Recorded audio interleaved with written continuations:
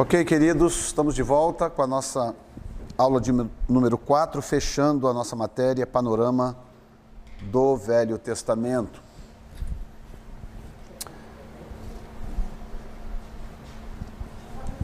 Eu quero entrar com vocês na página 33, porque antes disso, tudo que está antes disso, basicamente que repete o que já foi dito, tá? Então eu quero só mostrar uma coisa na página 27, depois vamos então para a página seguinte que eu acabei de indicar. Dá uma passadinha na página 27 comigo.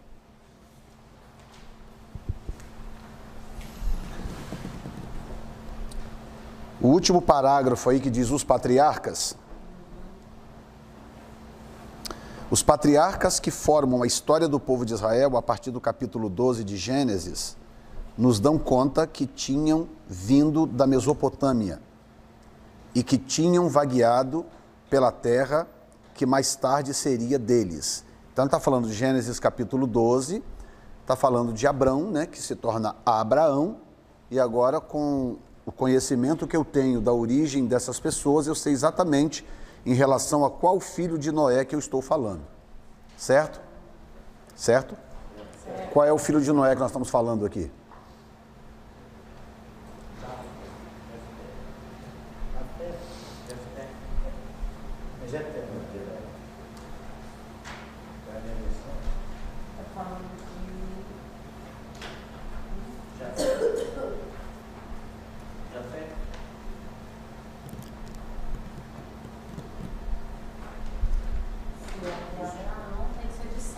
Exatamente. Porque se Abraão é semita, ele só pode ser descendente de Sem, right? Nenhum povo antigo tem mais tradição do que este, em sua beleza histórica, literária, teológica, sem paralelo em nenhuma tradição histórica de povos da antiguidade. A tradição histórica, desde muito tempo, não possuía textos que provavam a existência de Abrão, Isaque ou Jacó, que eram considerados pela história como figuras pertencentes a um mito, criado pela tradição antiga de Israel para dar consistência às suas crenças. Porém, hoje, depois de muitas descobertas arqueológicas importantes, só temos a provar que a Bíblia sempre teve razão no que afirmou textos como o de Mari, 1800 a.C., que são em torno de 25 mil textos, milhares de textos, que são fragmentos de pergaminhos, né? Capadócios, do 19º século, milhares de documentos da primeira dinastia babilônica, do 19º ao 18º séculos. Os textos de Nuzi, do 15º século, as placas de Alalak, do 17º século e do 15º, as placas de Ras, a Shamra, do 14º século aproximadamente, mas contendo material muito mais antigo. Os textos das escavações, das execrações, e outros documentos do Médio Império Egípcio, do 20º ao 18º séculos, e muitos outros. O ambiente histórico das narrativas patriarcais se faz de tal forma histórica, junto à evidência registrada, que nem precisamos comentá-la, mas considerar o assunto como falado. No segundo milênio, aparecem nomes que se enquadram perfeitamente com o nome dos patriarcas, e são alguns. Jacó, aqui ele vai colocar alguns nomes que aparecem em outros textos, né? Nós temos Jacó, por exemplo, nome dado a um chefe Ixu, ocorrendo num texto do século XVIII, de Shagar Bazar, na Alta Mesopotâmia, e também numa lista de Tutmoses III, do século XV na Palestina. Esse era um faraó, né? Tutmoses. Então, o que ele está mostrando? Que esses nomes, eles se tornaram proeminentes e se tornaram nomes comuns. Eles aparecem em outros manuscritos, outros textos fora da Bíblia Sagrada, tá? Abraão, que aparece em textos babilônicos, nos textos de execrações e em textos de Mari. Terá, que em textos assírios das proximidades de Arã. Benjamim, povos do sul, né? Ou Iaminitas, aparece como sendo uma grande confederação de tribos. Zebulon, encontrado nos textos das execrações, como os nomes que têm as mesmas raízes que o de Gad e Dan, são conhecidos em Mari, Levi, Ismael e por aí vai. Então ele vai citar aqui vários desses nomes, mas basicamente mostrando o seguinte, que por todo o escrutínio que já sofreu o texto do Velho Testamento, principalmente, que o escrutínio no Velho Testamento é muito maior do que no Novo, tá? Por causa das disputas, das histórias milagrosas, das intervenções de Deus, e conquistas e vitórias de Israel, manifestações miraculosas. Então, tudo isto produz uma disputa literária, uma disputa de crítica literária, da crítica literária a respeito da veracidade desses textos, não é? Então, será que o peixe grande engoliu Jonas mesmo? Será que o homem veio do barro mesmo? Será que as muralhas de Jericó caíram mesmo, como diz o texto? Será que o Mar Vermelho abriu mesmo? Então, a crítica literária, ela escrutina muito o Velho Testamento por causa dessas questões. Então, o que o escritor aqui está mostrando? Mostrando que, primeiro, não apenas toda descoberta arqueológica conhecida até esse momento que tem a ver com qualquer fato bíblico corrobora com o texto bíblico. Não existe, vou repetir, não existe nenhuma descoberta arqueológica que seja contrária, evidência contrária a um texto bíblico. Então, só isso por si só já encerraria o assunto, não é? Mas, além disto, ainda tem a corroboração com vários outros escritos paralelos à Bíblia, que reconhecem figuras bíblicas como proeminentes, que aparecem em vários desses textos citados aí. São textos que, para nós, não importa, a gente fala deles e estuda sobre eles para situações como esta, para nós entendermos que, quando você começa a estudar a Bíblia de forma acadêmica, essas coisas importam. Nós estamos lidando com um texto que tem provas muito consistentes de ser um texto legítimo e que os seus acontecimentos, no que tange ao confronto da arqueologia, todos eles, daquilo que foi descoberto, logicamente, tudo foi confirmado pelas descobertas arqueológicas. Então não há nada, nenhuma prova que diga, não, descobrimos aqui, por exemplo, que não, as muralhas de Jericó caíram, foi para fora, não foi para dentro. Entendeu? Coisa dessa natureza. Então, não existe isso. Então, quando eles descobriram, por exemplo, a região de Jericó, que a Bíblia diz que as muralhas, elas caíram para dentro, né? Para dentro, não é para dentro da cidade, elas caíram para dentro do chão, né? E eles descobriram a cidade de Jericó, um tempo atrás aí, umas, 2 décadas atrás, mais ou menos. E quando eles descobriram a cidade de Jericó, foram escavar, descobriram as muralhas. Descobriram o quê? Que as muralhas caíram para dentro do chão. Entendeu? Então, eles registraram lá sinais de um grande terremoto e provavelmente até... Não, aí já seria Sodoma e Gomorra, é outra história, estou misturando as histórias. No caso de Sodoma e Gomorra, eles descobriram sinais de meteoritos. Sodoma e Gomorra provavelmente foi bombardeada por meteoritos, que é exatamente o que diz a Bíblia. Fogo caiu do céu e destruiu a cidade. Não é? Então, o texto fala na linguagem da época, mas foi exatamente o que aconteceu. Então, provavelmente uma chuva de meteoritos que caiu sobre a cidade, no lugar certo, onde Deus queria, porque tem isso também, né? Então quer dizer que foi um fenômeno natural? O problema não é ser um fenômeno natural. O problema é eu fazer um meteorito cair exatamente onde eu quero que ele caia. É esse o negócio, né? Então, no caso de Jericó, a história dos muros é exatamente isso, né? E os muros caíram para dentro, eles foram sugados para dentro da terra. Então, esses textos todos corroboram com isso que acabamos de dizer. Na página 33, nós temos aí religiosidade em Israel e países vizinhos. Os hebreus, desde o começo, tiveram uma religião revelada e não uma religião natural ou filosófica, como vemos em muitos povos da antiguidade. A história de Israel sempre esteve intimamente ligada à vontade de Deus, tudo dependendo das reações do povo de Israel em anuência ou desobediência. Até os seus rituais são vistos, em primeiro lugar, não por suas conquistas ou poderio econômico, mas são medidos principalmente pela sua fidelidade ou falta dela para com Deus. Então, veja bem, o René Kevitz, que é um grande professor de teologia, ele diz uma coisa interessante, que a maior revelação da Bíblia não é Deus, mas é o monoteísmo. A maior revelação bíblica é o monoteísmo. Porque, na verdade, a Bíblia não revela Deus, a Bíblia fala de Deus, né?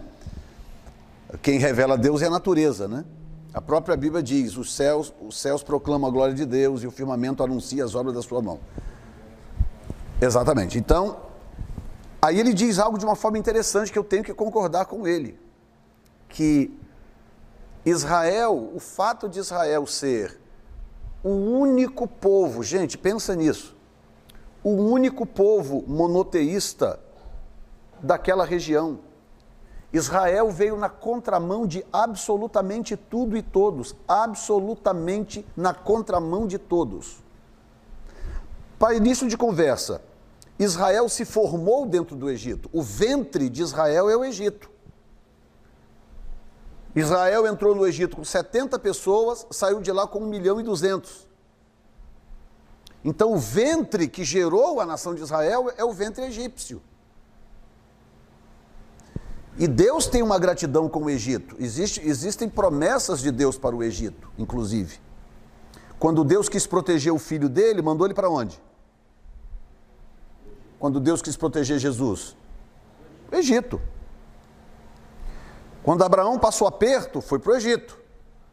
Quando Isaac passou aperto, foi para o Egito. Jacó passou aperto, foi para o Egito. Foi lá no Egito que o filho dele governou abaixo de Faraó durante muito tempo, né?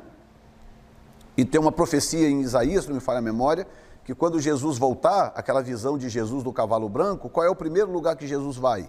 Ao Egito.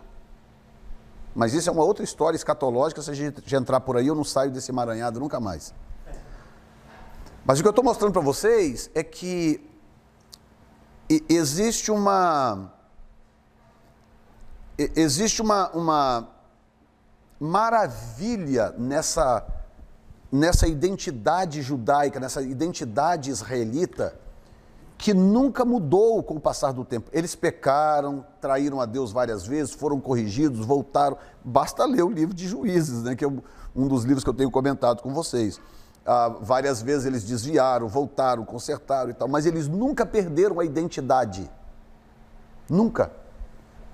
Claro que Deus também não deixava. Toda vez que eles desviavam, iam adorar Baal, iam adorar Astarote, Baal Berite, e por aí vai. O que Deus fazia? Deus pesava a mão, Deus colocava eles sob jugo de outro povo, para eles poderem clamar, pedir perdão, voltar. Então Deus nunca deixou.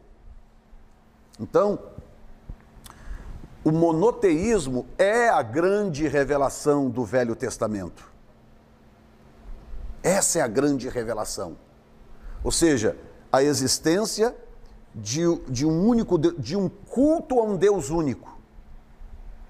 O monoteísmo é isso, o culto a um Deus único. E hoje todas as nações do mundo que de alguma forma creem em Deus e creem em Jesus, ou até mesmo os que não creem em Jesus, mas creem em Deus Pai, como é o caso dos judeus, por exemplo, não é? Como é o caso dos muçulmanos, em parte, apesar de que o Alá deles não é exatamente o que eles pensam que é, mas eles acham que é. Todos esses povos herdaram isso do monoteísmo judaico. E aí o que essa apostila está tratando é exatamente desse fenômeno, eu vou chamar de fenômeno cultural extraordinário, que era um povo só, no meio daquela multidão de povos. Cada povo naquela época tinha lá 5, 10, 15 deuses. Normalmente eles tinham um deus principal e tinha uma série de outros deusezinhos para outras questões periféricas para assuntos aleatórios, né? Israel firme ali, não, Deus é um só, Deus é único. Tal. E a segunda coisa é a riqueza cultural, a riqueza linguística e a riqueza artística de Israel. Como é que eu posso explicar isso para vocês? Comparar a língua, a cultura, a língua e a arte de Israel em relação aos povos da sua época seria mais ou menos hoje como comparar a arte, a língua e a literatura americana com uma tribo lá da Amazônia. Entendeu? Você pegar hoje a língua americana com a arte americana, tudo que se produz aqui, quadros, literatura, tanta coisa bacana, música, tudo que diz respeito à arte, além do idioma, além da cultura americana, você pegar isso aqui, levar e comparar com os Yanomamis no Amazonas, por exemplo. Entenderam? A cultura, a arte e a língua israelitas eram absurdamente evoluída ou avançada em relação aos povos daquela época. Para vocês terem uma ideia, os filisteus, que eram muito mais poderosos como povo, tá? Eles só não venciam quando Israel estava em dia com Deus e Deus então dava para eles a vitória. Fora isso, os filisteus venciam sempre. Para Israel vencer os filisteus, eles precisavam da intervenção de Deus. Agora escute esta. Os filisteus, que eram provavelmente em maior número, era muito mais poderoso, tinha um exército muito mais treinado, muito mais forte, muito mais... Não deixou um único escrito.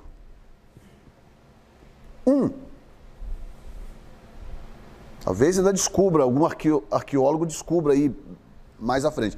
Mas até a data de hoje, essa data de hoje da aula, não existe um único escrito dos filisteus deixado como legado. Nada, zero. Então, acredita-se até que eles não tivessem escrita. Era um dos povos que provavelmente não tivesse escrita, suspeita-se. Mas qual era a língua dos filisteus? Era hebraico? Não, o hebraico não existe. Não. O hebraico é o dialeto cananeu desenvolvido pelos judeus. Tá?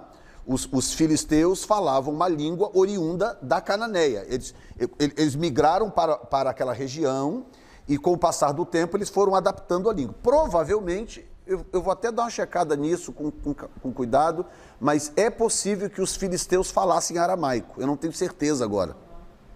Então, o hebraico, ele é dos cananeus? Não, o hebraico é um dialeto... É o dialeto judaico oriundo das línguas cananeias. Então o hebraico é uma língua de Israel. Israel foi o único povo que falou hebraico na história. Entendeu? E essa língua é oriunda dos idiomas cananeus. O hebraico. O hebraico se desenvolveu dessas línguas. Tá? É possível que os filisteus falassem aramaico por causa da comunicação entre os povos. Eu vou conferir isso depois, uma boa pergunta até, para eu não esquecer depois de checar isso aí. Mas é bem possível que fosse o aramaico, tá? E minha linha de raciocínio...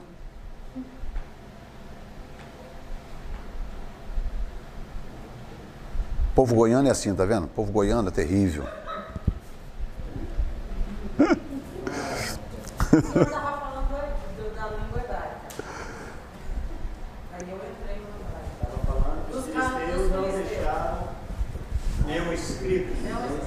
O que mais que eu estava falando?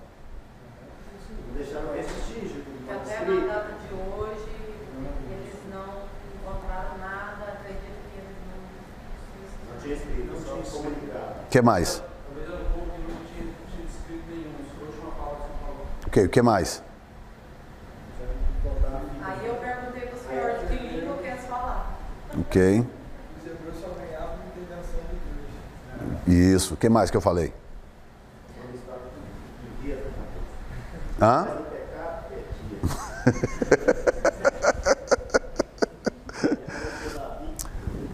Por que eu estou levantando essa lebre? Para vocês entenderem a influência causada pela intervenção de Deus numa cultura, numa raça. Israel deixou, além dos 39 livros canônicos, deixou uma gama de outros livros que não são canônicos, não estão no texto sagrado, mas são livros históricos que podem ser estudados, inclusive. Alguns são fábulas, outros são livros históricos que podem ser estudados, como eu citei ontem aqui o caso dos Macabeus, por exemplo. Né? E tem outros textos, como Adição a Esté, Eclesiásticos, são textos que podem ser estudados, embora não sejam, Tobias, embora não sejam canônicos, não estejam... Como é que é? Ele não pode ser uma base para ministrar para ele. Não. Ele não pode ser usado como palavra de Deus, ele não é para isso. Mas se você quiser estudá-los como livros históricos, eles podem ser estudados. Diga. O que você tem a mais livros católicos seriam como esses? São 7 livros a mais. Você estava ontem, não? Estava ontem. São 7 livros a mais na Bíblia Católica, porque a Bíblia Católica adotou a tradução da Septuaginta inteira, toda a tradução, que são os 39 livros do Velho Testamento e 7 a mais apócrifos que não faziam parte do cânon judaico. 73, né? 39, mais... Não. Por causa do 66, é verdade. 66, 4 mais 3, é 73, né? 73 livros. 66. Então vocês vejam, aí vem aqui a questão do monoteísmo, veio a ser o conceito central da religião judaica, né? Numa crença em que Javé, ou Jeová, ou Yahweh, é o único Deus. O cânon bíblico estabelecia a base para uma cultura sólida, uma religião embasada em uma filosofia que aparece no meio do judaísmo de forma coerente com o que versava os livros da Bíblia. A lei era de importante e crucial e central na religião judaica. Então, essa revelação do monoteísmo é o grande catch do Velho Testamento. Entendeu? Aí deixa eu voltar lá atrás um pouquinho. A influência da intervenção de Deus numa cultura. Então, tem essa gama de literatura, e tem inclusive muita arte em si, canções. O livro de Salmo é um livro de canções. Todos os salmos que você vê ali, do primeiro ao último, eles eram ou poesias para citações em reuniões, ou canções. Davi era inventor de instrumentos. Davi inventou instrumentos. Então, eles tinham música organizada. Você pode ver, por exemplo, aí 1 Crônicas capítulo 25, você vai ver um povo que estava numa dimensão extremamente elevada em termos de arte, não é? Então, o culto ao Senhor, por exemplo, era feito de forma organizada, com músicos profissionais. Músicos profissionais. Certamente eles cantavam com divisões de vozes, era uma coisa impressionante. Então, a nação alcançou uma dimensão de evolução, sendo que não era uma das nações mais antigas, não era. Se pensar bem, Israel é relativamente nova em relação aos povos que já existiam na época, quando a nação realmente surgiu. Entendeu? Mas, por exemplo, a língua judaica é uma língua muito mais evoluída do que a língua egípcia, que é uma das nações mais antigas da Terra. Entendeu? Porque um dos povos, os mais antigos são os sumérios, mas os egípcios são um dos mais antigos, porque a língua egípcia, inclusive, ela é oriunda da primeira fase criptográfica da língua dos sumérios, que, para quem não sabe, os sumérios, ali sul do Iraque, os sumérios foi o primeiro povo na história a escrever alguma coisa, não é? Os sumérios, eles são os inventores da escrita, eles são tidos como os pais da escrita. Não. E aí o que acontece? Eles inventaram a escrita, mas a primeira forma escrita dos sumérios era chamada a criptografia, tá? Que é os desenhos criptográficos que tinham sonidos. Então eles tinham desenhos e as letras eram aqueles desenhos. Então, na verdade, não as letras, né? Cada desenho daquele tinha sonido de uma palavra, às vezes até frases. Como você viu, por exemplo, as letras, eu esqueci a expressão, a técnica, né? As letras, por exemplo, japonesas e chinesas, né? Que você tem ali 3 tracinhos ali tem 2, 3 palavras. Exatamente. Então, os sumérios começaram assim. Então, a língua egípcia, até o surgimento do chamado cóptico, né? O cóptico egípcio, que é uma língua já bem posterior, já na época já dos gregos, da invasão grega no Egito. Nós estamos falando aí em coisa de 200 e pouco antes de Cristo, né?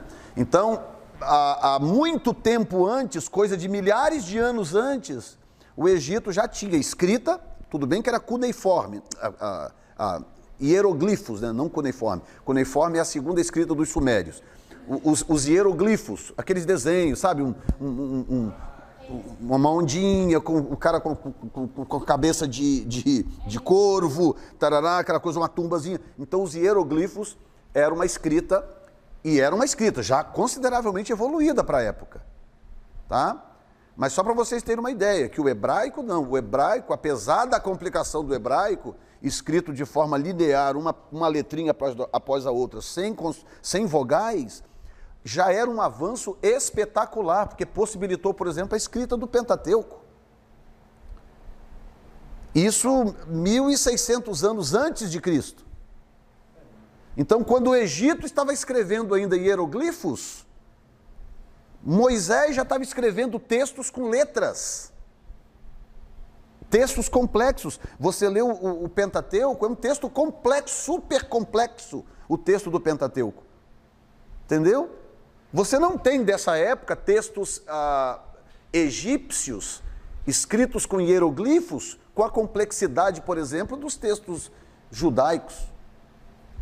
Pastor, por isso que passa, eu vejo muito filme antigo, esses filmes que eles mostram nas tábuas dos trens de escrito do Egito, dos bichos desenhos. Tudo desenho. É, exatamente. Aquela é a escrita egípcia. Decifrar aquilo. Exato.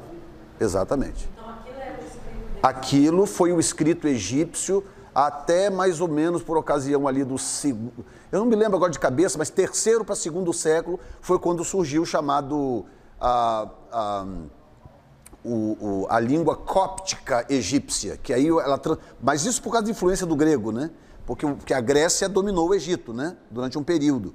E aí, por causa de influência grega, surgiu o cóptico, que era uma outra língua. Mas isso já perto agora já da virada da consumação, da plenitude dos tempos, né, como a Bíblia chama, foi quando Jesus nasceu. Então, coisa de 300 anos antes de Jesus, mais ou menos.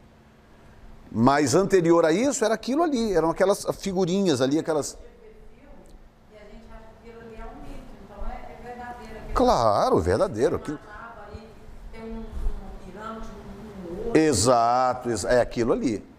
para decifrar o tesouro, aí ele se colhe. Exato, é aquilo ali. Aquilo tem museu, qualquer museu aí, aquilo está cheio, tem à vontade. Mas já Israel não, Israel saiu do Egito, by the way. Israel saiu do Egito. Israel saiu do Egito. É, ué, o livro do Êxodo, né? Israel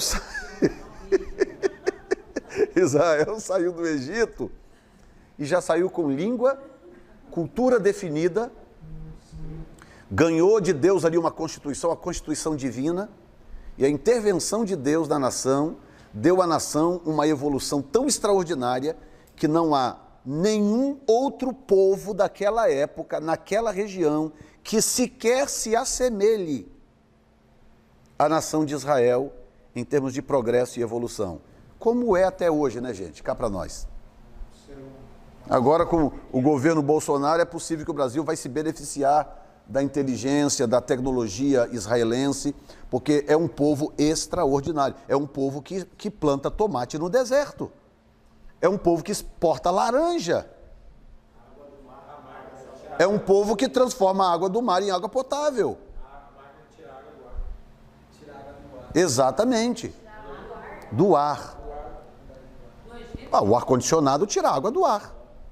Aquela água que pinga do ar-condicionado é a água que ele tira do ar. Hein? Exatamente. E dessaliniza a água do mar. Então, é uma coisa, eu estou tentando colocar para vocês aqui numa linguagem que seja acessível, mas da forma mais impactante possível, para vocês entenderem o que é a intervenção de Deus numa cultura. Nós temos hoje, gente, povos já milenares, como os franceses, que têm uma cultura extraordinária, os ingleses, têm uma cultura fantástica, e por aí vai. Poderíamos citar, os americanos são muito novos, 200 e poucos anos, mas portugueses, espanhóis, ingleses, franceses, povo de uma cultura extraordinária, tá? Mas que hoje foi deixado para trás, assim, quilômetros, pela capacidade israelense de gerar tecnologia e de solucionar problemas. Esses dias eu estava lendo uma lista de invenções de judeus. Você cai de costas, se eu ler para você agora não daria tempo, coisas que você nem imagina. A penicilina, por exemplo, você sabia que a penicilina foi inventada por um judeu? Não sabia. E eu poderia citar aqui mais um mundo de coisas que foram descobertas ao longo do tempo, e tudo de moderno que você conhece hoje, que é resultado de alguma descoberta, 80% a 90% foram descobertas por judeus.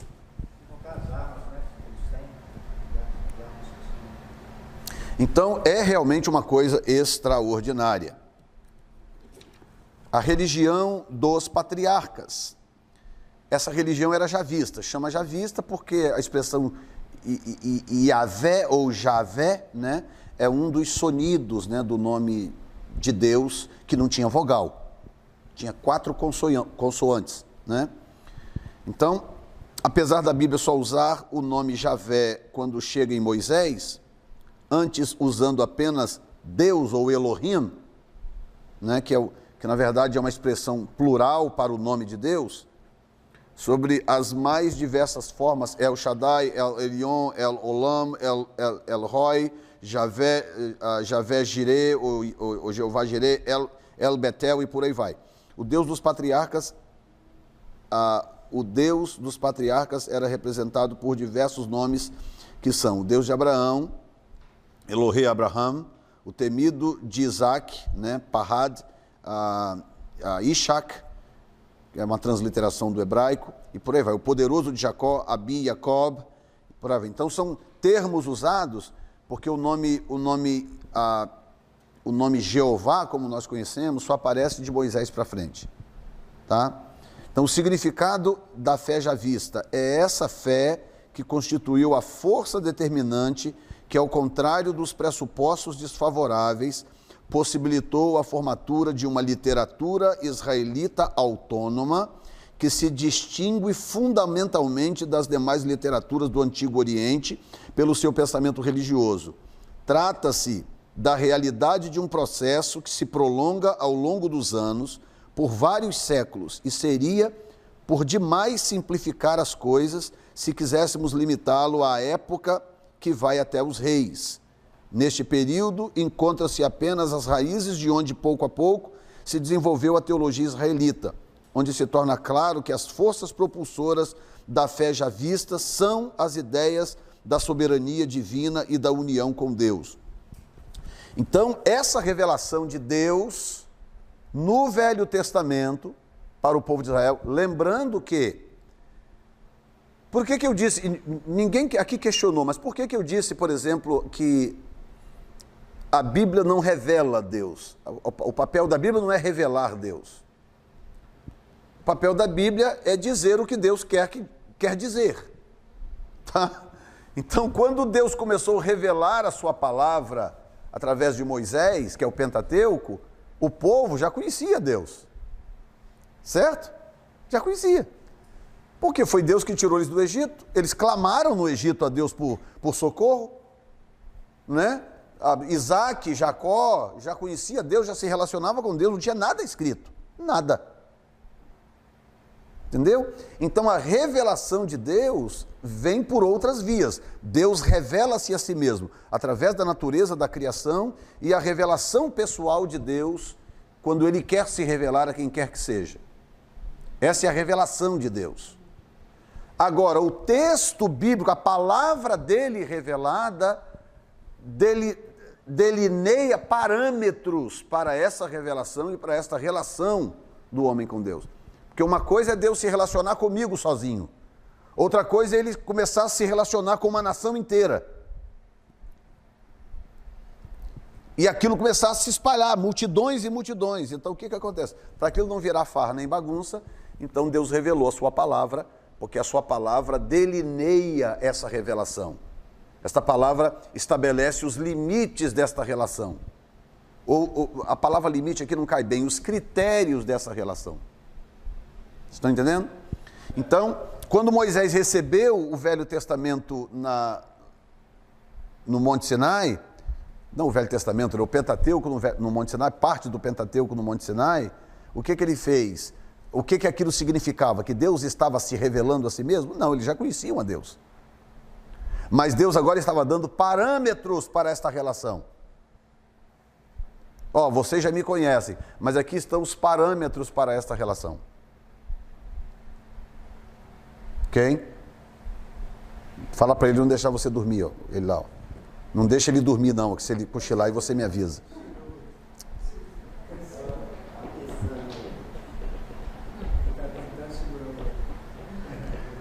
E eu sei o que é isso, rapaz. Yep. Ok, gente? Quem concorda comigo? Concorda comigo com o que eu acabei de falar? O que eu falei? Por que você não ouviu?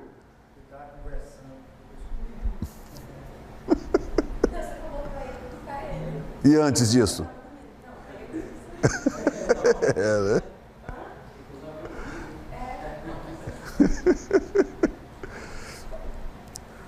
Perguntas, gente?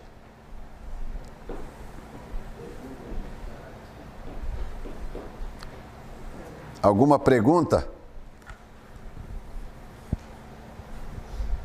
Até hoje Israel, os palestinos, Hamas, fica jogando míssil lá, tem vezes que joga 100 míssil, não acerta, raramente. É Deus protegendo. Israel tem um sistema antimíssil mais tecnológico do mundo. Então não acerta porque eles têm um sistema, uma bateria antimíssil muito eficaz. Entendeu? De vez em quando cai um ou outro lá, mas normalmente cai em áreas não habitadas ou coisa assim.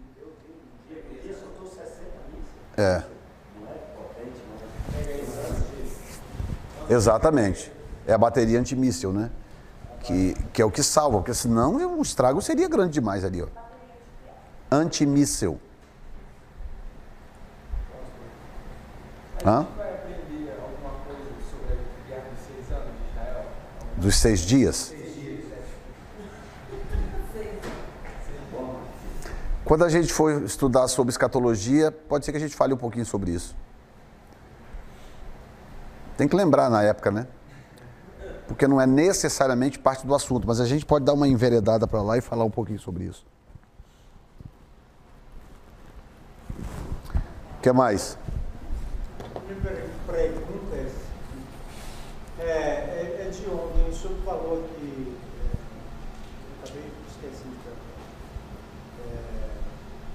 Moisés recebeu o Pentateuco e teve toda aquela escreveu, né? Mas era comum no povo oriental e era escrita para poder ou oral para poder falar. Me pergunto se eu puder formular ela melhor. Só que o título é que na teologia que Moisés teve uma revelação, não foi só aquilo de passar de pai para filho, foi tendo aquilo, ele teve que pegar todos os detalhes através da transmissão oral de casa de pai para filho, essa coisa ou é uma revelação de Deus para ele? Então, porque você não estava ontem, né? Não estava, mas eu fiquei, como o senhor falou isso, Ah, tá, ok. Não, o que acontece é o seguinte, claro que Moisés recebeu muita revelação divina, mas nem tudo contado ali, por exemplo, no Gênesis, até chegar a época de Moisés, é revelação divina, nem tudo aquilo ali. Então, as histórias, por exemplo, aquelas histórias, por que eu preciso de revelação divina de uma história que aconteceu ontem? Preciso que Deus me revele uma história. Basta eu pesquisar e descobrir a história. Entendeu? Só que naquela época, a tradição oral era muito confiável, muito forte. Aquilo era passado, de fato, como uma espécie de rotina cultural entre o povo daquela época. Entendeu? Então... Hã? Exatamente. Então não tinha escrita ainda. Não tinha escrita. Não é? Como eu disse, a escrita foi inventada pelos sumérios, se não me falha a memória, coisa de sumérios, nós estamos falando de coisa de 1500 mais ou menos, antes de Cristo. Tá? Então, muito antes, muito depois de situações como, por exemplo, Abraão, a experiência de Abraão, a experiência de Isaac, como a história do dilúvio, tudo aquilo ali. Então, não existia escrita nessa época. Então, como que se conservava esses acontecimentos? Passando essas informações de pai para filho, mas com um rigor que nós, os ocidentais, desconhecemos. Nós não entendemos isso. Pois é, como o senhor citou ontem, aquela brincadeira que tem no Exatamente, exatamente. Mais de 1000 anos passados para chegar à revelação do Gênesis, os detalhes. Exatamente. E, por exemplo, exato, por exemplo, a história da criação, a história do dilúvio, ela existe em... Eu vou falar por alto aqui para não errar, porque eu sei que pessoas vão assistir esse vídeo depois, mas em algumas dezenas de outros textos extra-Bíblia. Por exemplo, a história, existe uma história de inundação em textos babilônicos, a história de uma inundação que aconteceu em textos babilônicos, que é idêntica à história do dilúvio de Noé. Só mudam os nomes. De acordo com o idioma, muda-se os nomes. Mas a história é rigorosamente a mesma. Entendeu? Então, como que isso é possível? Possível porque as pessoas que viveram aquela experiência, depois os povos foram, Sem, Cão e Jafé, cada um foi para a sua região, cada um contou a sua história. Só que eles contavam de uma forma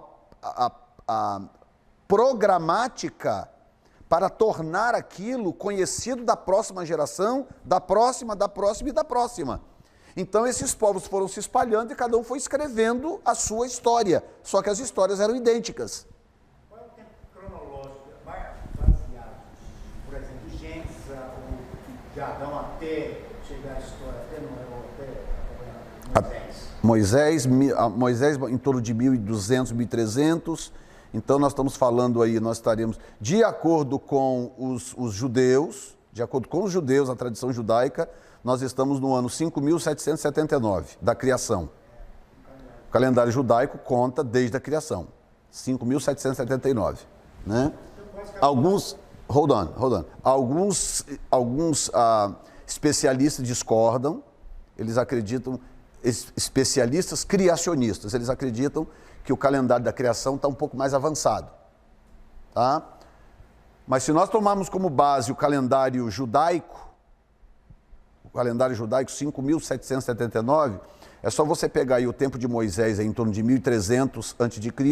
e deduzir de 1779 que você vai ter a diferença. Vai dar aí o quê? 2000 e poucos anos, não é isso? Por aí. Não, aliás, perdão, o cálculo está errado.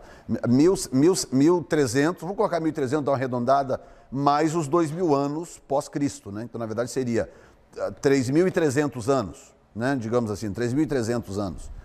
Vai você deduz do calendário, que vai dar 2.000 e poucos anos.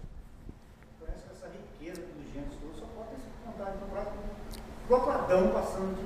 Claro. Lógico. Exatamente, mas aí tem que entender essas questões culturais que eu gastei um tempo grande ontem explicando para vocês entenderem como que é possível manter uma tradição dessa por centenas e centenas de anos, sem que aquilo se perca com o tempo. Nós não conseguimos, não contei a história, que eu e ela tentando lembrar de um fato de 30 anos atrás, a gente se debateu para conseguir colocar as coisas no lugar, onde que eu morava, quando a gente se conheceu, onde que era, não sei o que, coisa de 30 anos atrás. A gente se debatendo para tentar lembrar. Então, por isso que nós temos a dificuldade de entender uma tradição oral que se mantenha por tantos anos, fiel aos seus detalhes. Entende?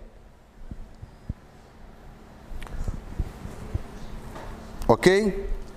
Então vamos aqui a um ponto final aqui, para a gente poder matar isso aqui. As religiões, página 34, as religiões da antiguidade, principalmente a do tempo em que os patriarcas estiveram sobre a terra, peregrinando, são encontradas em suas diversas formas, mas principalmente voltadas para o politeísmo.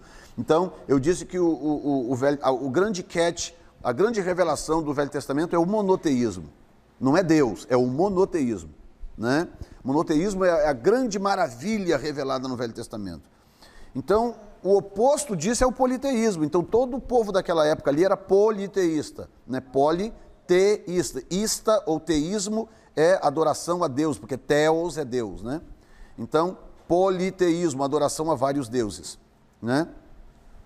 Então, mas também como forma de enoteísmo. Eno, Theos, Deus, sendo então literalmente um Deus ou único Deus, que esse enoteísmo seria basicamente como monoteísmo, numa forma velada de mostrar que a possibilidade do homem deve ser perante um Deus, porém existem outros deuses que têm outras atividades que não há a comunicação com o homem, a qual é devida somente ao Deus adorado como sendo aquele. Então, o que eu expliquei antes foi o seguinte: a maioria daqueles povos ali, eles tinham o Deus central, que eles consideravam como sendo o pai daquela nação, o genitor daquela nação.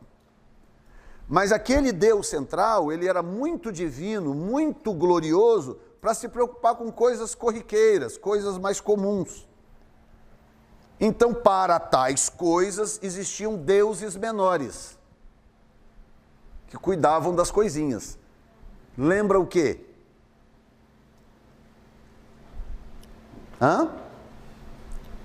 Lembra o quê nos dias modernos?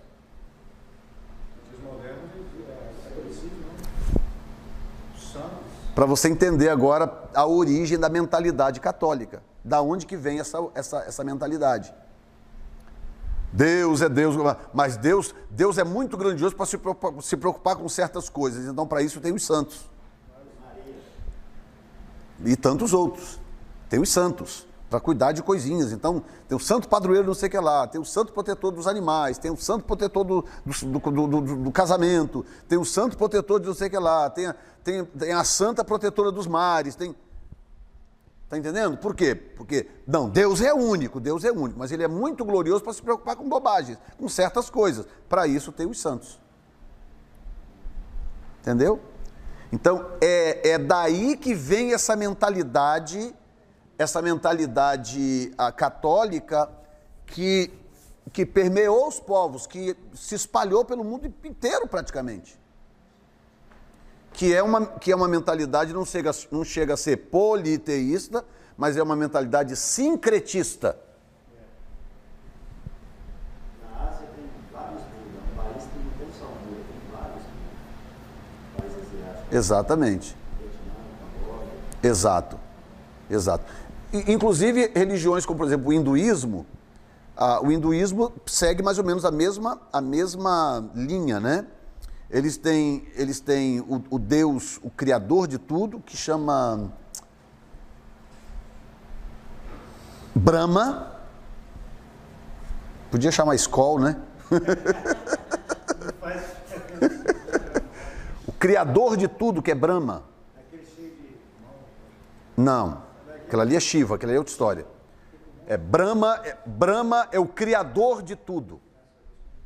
mas Brahma é muito santo, Brahma é etéreo, Brahma não se relaciona com a matéria é impura, é suja.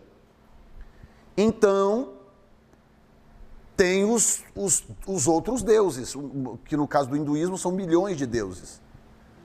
Cada deus tem uma função específica, porque Brahma é muito extraordinário para poder se envolver com gente pequena como nós. Então tem um monte de deusezinhos para fazer uma série de coisas. Que mentalidade é essa? O mesmo princípio católico que tem uma origem. Qual é a origem? As religiões cananeias. Então é para você entender que não há nada novo debaixo do sol. Entendeu? A única coisa que realmente é nova em toda essa história é o monoteísmo judaico, que surgiu no meio daquilo tudo e surgiu como na contramão de absolutamente tudo que havia na época. E nós hoje devemos isso a Israel. Porque se hoje conhecemos o Senhor Deus como Deus único, Pai de nosso Senhor Jesus Cristo, graças a Israel que andou na contramão do resto do mundo. Amém? Muito bem. Basicamente que encerra a nossa apostila. Se você abrir na página depois da 37, você vai ver aí um resumão bem bacana, né? Que mostra basicamente tudo, desde a criação, origem da criação. Você vai ver aqui um resumo da história de Israel, dos reis. Tem aqui uma parte que fala sobre o reino dividido, o cativeiro babilônico, a ida e a volta. Página seguinte, você vai ver aqui um gráfico mostrando essas datas a partir do nascimento de Abraão, ano zero, como é que a coisa foi se desenvolvendo.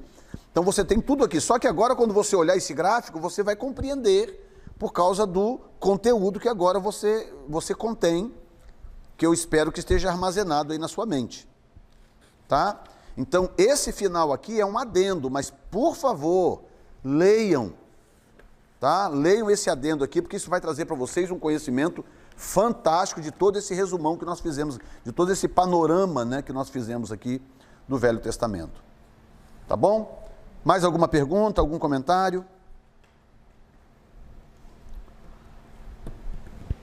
Rômulo, tranquilo? Então, para a felicidade de todos e o bem-estar da nação, encerramos a nossa matéria Panorama do Velho Testamento. Mais à frente nós vamos ter a Panorama do Novo, não sei se é na sequência, realmente não lembro. Eu acho que na sequência agora vem Profeta, se não me falha a memória. Mas enfim, depois é só olhar na página lá, direitinho, para vocês saberem, que às vezes também esse gap é importante para poder deixar assentar o conteúdo para você poder receber o outro. Porque são conteúdos muito fortes, muito pesados, né? Então, se for um em cima do outro, é complicado para vocês manterem isso aí. Então, vocês têm um mês agora para vocês irem atrás desse tape aí, assistirem, acompanharem nessa apostila. Se a intenção de vocês realmente é aprender, esse mês vocês têm que comer esses vídeos aí e, né, bota coloca um dressingzinho e manda para dentro. Com salada. Como é que ficou a questão do curso que o pastor perguntou a respeito do curso de pregadores? Como ficou, em que sentido? Não, se vocês quiserem, o curso de pregadores tem ele tanto online, como pode ser feito em classe, como vocês estão vendo aqui. Depende de vocês. Para fazer em classe, precisa de um número mínimo, né, de pessoas. Para fazer online, não tem problema, cada um pode fazer individualmente. E online é mais barato, lógico. O de pregadores são 12 lições. Então, se você fizer uma por semana, você faz em 3 meses. Então, eu fiquei de olhar até para eles. Se eu não me falha a memória, são 10 ou 11 lições. Uma coisa assim. Porque são 3. Sou eu, um outro psicanalista e uma psiquiatra americana. São 3 pessoas falando. Se eu não me falha a memória, deu um total de 10 ou 11 aulas. Tá? Ok, gente? Pai, nós te agradecemos por esta classe. Obrigado por esses 2 dias aqui imergidos na Tua Palavra. Eu te louvo por esses guerreiros que permanecem. Abençoe e fortaleça os teus filhos para a glória do teu nome. Abençoe o apóstolo Cerqueira, sua saúde, sua família, Pai, sua esposa que perdeu o pai agora há poucos dias. Pai, sustenta os teus filhos, sustenta esta igreja para a glória do teu nome. Amém. Deus abençoe a todos, em nome de Jesus.